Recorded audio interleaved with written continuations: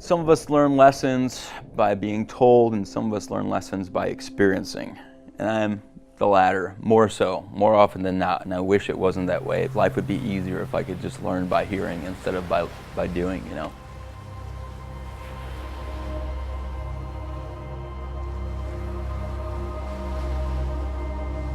And so here I was, probably 19 years old. You know, the world is my oyster. I can do whatever I want to do.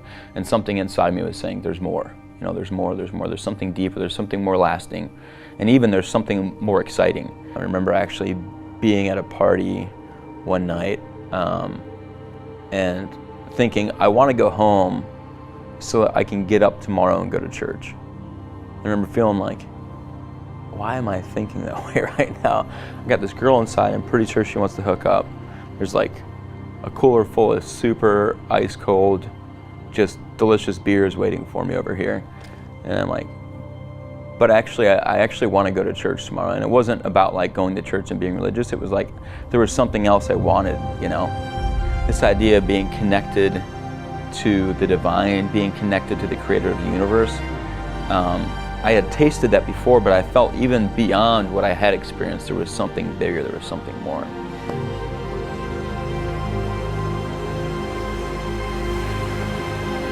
And I remember during that period of time, I had started reading my Bible again and seeing all these miraculous things that happened and being like, I want to be that close to God, because, dude, like, to know that the God of the universe is that close to me, that would be super cool.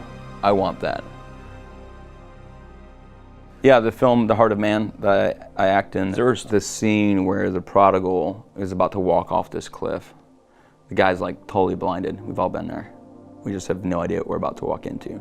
We see something that looks to us that's to be so good, and we're a bit blinded by our ambition. There's just something that's off, and we're just too blind to see it because we're too driven toward this thing we think is going to bring us life. And here you have God portrayed by a loving father, and he's sitting there. He's not angry. He's passionately trying to woo him back with the violin and the music that represents friendship. So the father is never, he's not, you know, tackling the son or hitting him or calling him stupid. He's like, what are you doing, man? Don't you see where this is going to lead you? He's sitting there saying, dude, how about instead of going over there, I know it's not going to lead you where you want to be. I love you. Let's play catch instead. You know, he's always offering us this better yes. Even when we're blind, and you know, I'm one of those guys, and we all do this at certain times. We all have to learn the hard way.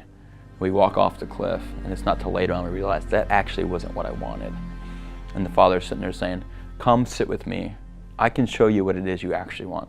And that's been my life story for the last 17 years of him, me saying, all right, let me hear what you have to say. And him leading me very specifically down this path of all these things that are so much better than what I would have had for myself if I had just kept doing my own thing, you know?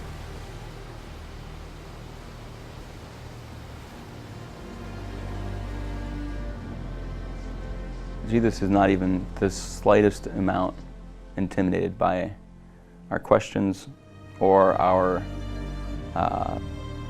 brutal inward or outward ugliness, or our like very intentional wrongdoings.